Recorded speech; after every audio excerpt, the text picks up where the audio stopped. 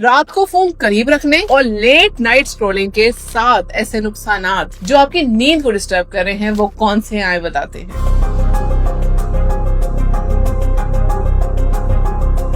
आपने कभी महसूस किया है कि रात को सोते वक्त बस 5 मिनट के लिए हम फोन उठाते हैं और पता नहीं चलता कि 1 घंटा गुजर जाता है, लेकिन असल में सच है क्या आए बताते हैं। सिर्फ टाइम पास नहीं होता, ये एक हैबिट लूप डेवलप होता है जहाँ स्क्रोलिंग, नोटिफिकेशंस और लाइट मिलकर आपके दिमाग को बिजी रखते हैं और आप समझते हैं कि आप रिलैक्स कर रहे हैं, लेकिन असल में आप अपनी बॉडी के नेचुरल स्लीप सिस्टम के खिलाफ जा रहे होते हैं। साइंस कहती है कि रात के वक्त आपका दिमाग और बॉडी रेस्ट मोड में जाने के लिए प्रिपेयर करती है, लेकिन जब फोन पास होता है तो ये प्रोसेस डिस्टर्ब हो जाता है। मतलब जो चीज आपको रिलैक्स करनी चाहिए थी वही आपकी नींद और हेल्थ की क्वालिटी को डैमेज कर रही होती है। वो कैसे आए जानते हैं। सबसे पहले फोन आपकी ब्रेन एक्टिविटी को चेंज करता है। जब हम फोन यूज करते हैं, स्पेशली सोशल मीडिया या वीडियोस, तो दिमाग को कॉन्स्टेंट सिग्नल्स मिलते हैं। इससे ब्रेन एक्टिव रहता है और उसके ब्रेन को वाइंड डाउन होने का टाइम नहीं मिलता है, जो कि नींद के लिए बहुत जरूरी है। नंबर 2, ब्लू लाइट नींद को बहुत डिस्टर्ब करती है। फोन की स्क्रीन से निकलने वाली ब्लू लाइट मेलाटोनिन हार्मोन को सप्रेस करती है। ये हार्मोन बॉडी को सिग्नल देता है कि अब सोने का टाइम हो गया है। जब ये काम हो जाता है तो नींद लेट आती है और क्वालिटी भी अफेक्ट होती है। नंबर 3, कॉल्स के दौरान फोन का हीट अप हो जाना। फोन कॉल्स के दौरान डिवाइस थोड़ी हीट जनरेट करती है, जो कि नॉर्मल है। ये हार्मफुल लेवल तक नहीं होती, लेकिन ईयरफोन्स या हैंड्स फ्री यूज करना ज्यादा बेहतर और कंफर्टेबल हैबिट है, क्योंकि इससे न सिर्फ हीट एक्सपोजर कम होता है बल्कि हाथ और बाजू पर अननेसेसरी स्ट्रेन भी नहीं पड़ता। नंबर 4,